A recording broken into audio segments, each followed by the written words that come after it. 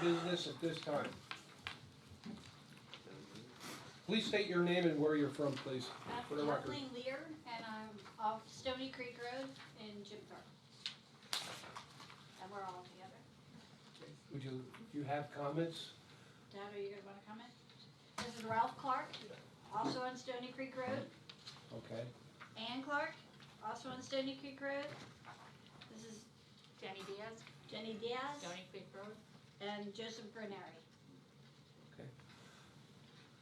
Would you like, we did get a memo this week, and the purpose, or the reason you're here is because the bridge is closed to traffic on both sides, in your area there on Stoney Creek. Yes. So, what I'd like to read to you now, or explain to you, the main reason for the bridge closing is the spandrel wall and ring stones of the reference bridge are separating from the main stone arch. Also, the wing walls, which are integral with the spandrel wall and ring stones, are severely out of plumb. These two conditions are serious, and in the eyes of PennDOT warrant the bridge closing. The concern is the spandrel wall or wings were to collapse, a portion of the road would also collapse. The collapse of the spandrel wall or wing walls will leave a large hole in the roadway which a pedestrian or cyclist may fall into. The signs at the entrance to Stoney Creek are the correct signs and in accordance with PennDOT regulations and were reviewed and approved by PennDOT, are inspected annually by PennDOT consultants to ensure that the signage is installed in accordance with state roadway and bridge regulations. So that is the reason the bridge is closed even to pedestrians. At first we had talked about it. Can we open it up a little bit because of the hazard of possible collapse, or even a cyclist or pedestrian falling is a huge liability to the county. The sign at the end of the street says road closed. It doesn't mention the bridge at all, and we have constant traffic that comes down the road, zips down there, gets angry because you don't see that the bridge is closed until you're 3/4 of the way down. Then they turn around in everybody's driveway and zip back out again. Is there faster? Is there a way of changing it to say bridge closed at the end of the street? From what I understand, I thought there was supposed to be signage prior to that should be up warning the motorists that the bridge is closed ahead. The sign that's at the corner of 903 and Stoney Creek clearly says road closed 0.1 miles. Never mentions the bridge at all, and 50% of the time that sign is laying on its side because the wind blows it over, and it's just held up by sandbags. So we are constantly picking the sign up, but it doesn't mention the bridge. You don't see that the bridge is closed until you hit our driveway at 38. We'll have to look into that and see what the specifics are as far as what you're saying. It's not that I don't believe you, and what we can do to correct that the bridge is out. Those people that are turning around, are they people that are familiar with, well, apparently they can't be familiar with the area. I believe that the Google Maps or whatever thing they have, they're trying to get to Short Road, or they're trying to get the other side of the and so I'm sure that their mapping system is telling them to turn on Stoney Creek there.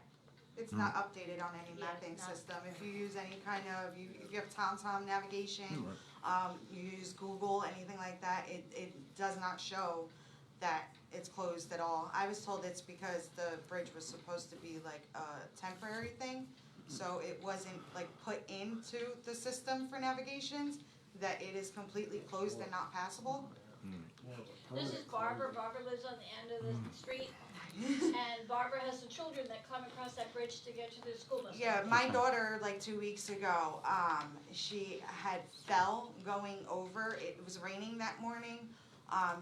They have to climb the concrete barriers. They've had to for years to get to the bus stop. When she was climbing over the concrete barrier, her foot slipped because it was slippery because it was raining, and she fell like face forward over the concrete barrier. She has her elbows all scraped up, her whole side here is bruised, her whole ankle was swollen, she's got bruises on her ankle, and her knee is black and blue. I've been dealing with the school district since my kids were in first grade. I moved in that house in 2016. It has been going on since then. The school district says that it is not their issue. There's nothing that they can do. It's up to the county to do something about that bridge, because there is no other bus stop that they can make that is safe for the kids. They used to have one on 903. They changed it because the bus got hit front end, like head on, when they were picking up children in the morning. They can't go there. They can't go across the street because one, they have to cross 903. Second, Penn Forest Streams is a private development. They do not live in that development, so they cannot get on the bus in that development. There is no other bus stop. There's no other way for them to get, and I asked them if they can come down my road and pick them up, and they said no, because there's nowhere for the bus on that end of the road to actually make a full turnaround, because that's what the bus would have to do. So the school district says that there's absolutely nothing that they can do. I've been dealing with, like I said, for years. Now my daughter finally got hurt. This year I have, my 4-year-old is now in Head Start. I have to take her to her bus stop, which is in the Julio's parking lot.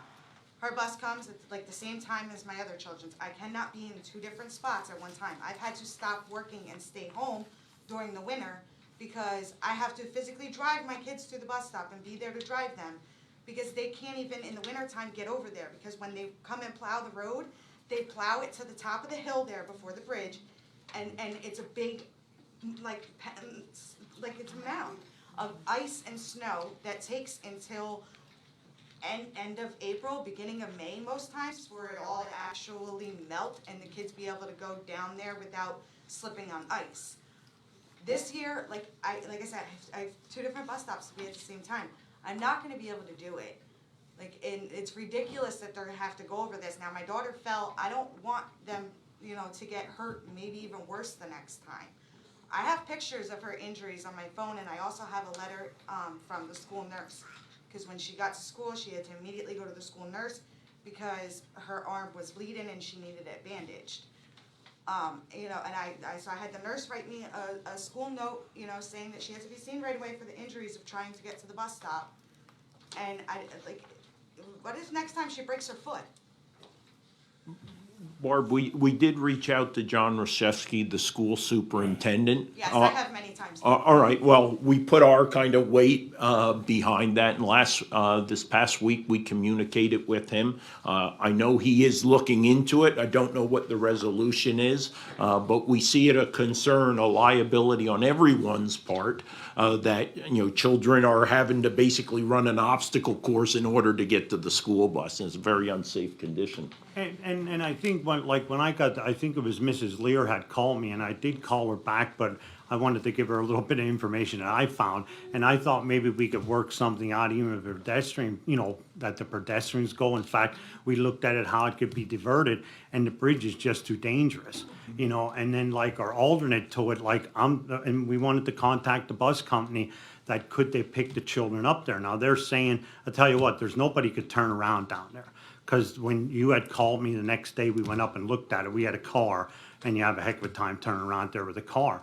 But I mean, even with the school district, did you ever approach them, maybe they could run a van up for the couple kids? I did You know what I say- mean? Is that an all? You know what I mean? I did say that, because when my 4-year-old, when I first moved in, the first year they were both in the school, my son was in kindergarten and my daughter was in first grade. So a parent has to be at the bus stop at that age to pick them up.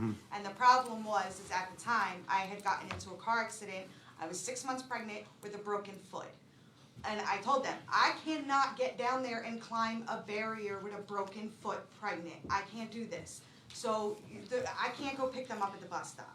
I said, you're gonna have to help me out here. I said, now I have no vehicle. I have to walk down there. Even if I did, it was my right foot that I broke. I couldn't drive. I said, you have to do something. That school year, they did provide a van.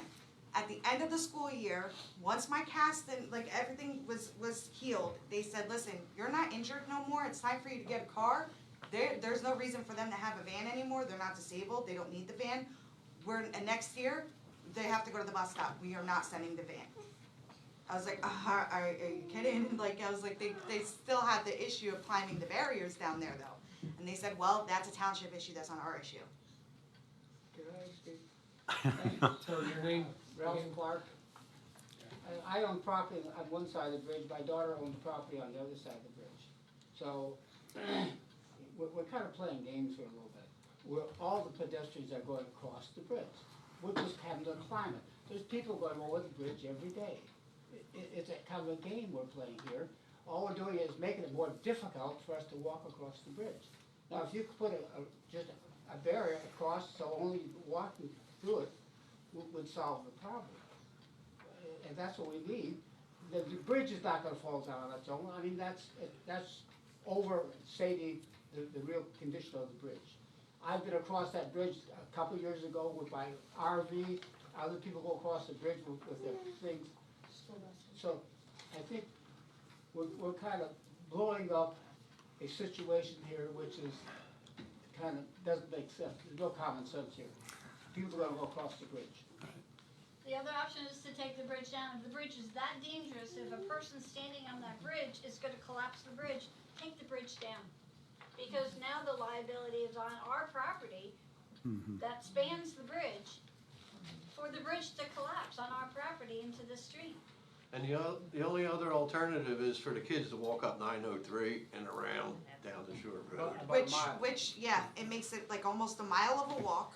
More than a mile. And, yeah, and they're 12 right now, 12 and 10, and then I have a 4-year-old and a, newborn that in a couple of years are going to be going through the same issue. Like 903 is definitely, like walking that way is definitely not an option. Like especially the way the cars fly and hit deer out of nowhere. I mean, I've had in the last year and a half, we've had one fatal accident right outside my house. Like, there's no way my kids are walking up 903. And then the way they come down that hill and just Yeah, trying 'cause to we're in pull the out, dip. just trying to pull out there. That's why they said the school bus is a no, because they would have to stop in that dip. Like, cause if you're coming from like the turnpike side, you see there's a bus stop sign there. And that's cause that used to be a bus stop. But once that bus got hit head on that time, they said that's it, they were done, like, this is too dangerous of a spot. And they took the bus stop out. A man was just killed there. Yeah. Well, that's another issue, is that dangerous part of 903 that comes down in that dip. We've had major accidents there. Yeah, And right the in my yard. And the snow, I've and had the Chris snow flip sitting over. on the bridge, that's just adding a huge amount of weight throughout the winter. Tell you what we will do, we will revisit the bridge issue. We talk about it, talk to our engineer, possibly the school district, and ask them to come up with a better method. I understand your concerns, and maybe that would be the best thing to do, would be to remove that bridge totally. But then that does not solve your problem with transportation and getting the kids to school. So, we're gonna have to look at, to see what we really can do there. We're not looking for the bridge to be rebuilt because we don't want the traffic. Yeah, even if you have to rip the bridge down and then just put a walking Just a bridge walk. over. Pedestrian This way, you don't have the issue of, cars coming down, because I know at one point, they didn't have those concrete, when I first moved in, they didn't have those concrete barriers on the side. Right. Like, they added those and made it completely inaccessible, and I was told the reason why was because motorcycles were coming up and down the road, and where they had it open on the sides, like big enough, like it was, like this big on the sides, they said the motorcycles were fitting through, and because the motorcycle is considered a vehicle, if something were to happen and the bridge could collapse with a bike on, the bridge, then the township is liable for not completely closing. And we actually, we were actually looking into this. In fact, what you have to do, you have to come onto the bridge, make like an angle, and then go back out. That would deter the motorcycles from going over it. And I think there would be a plan to do that, but with PennDOT or insurance saying that it's a liability, that it would collapse, that sort of takes that plan out of the works. Now, maybe that's something, I don't know, like that suggestion that you said, tear the bridge down, and I don't know if that would be, we'd have to check into that. That's something that we can work on in the next couple of weeks, see what we can do. But like, if we tear the bridge down, like Wayne said, it's not gonna solve your problem. But is the pedestrian bridge gonna be feasible for us to do? I mean, it's Bear in probably, mind, multi-year, it's a multi-year takedown Yeah. of a bridge. It's not something that happens tomorrow. There's DEP issues, as you all are well aware of, and Like, what's the weight limit on that bridge? It says 3,000 pounds right now. nothing now. yeah. Zero. It's probably zero now, yeah. It's rated to zero. Is that sign still there? Yep. Yeah. Well, we'll make sure that's removed. And I mean, like, even some of the signs out the road, we'll check into that, like, I mean, they could be put dead end, bridge closed or whatever to just stop the traffic for now, but as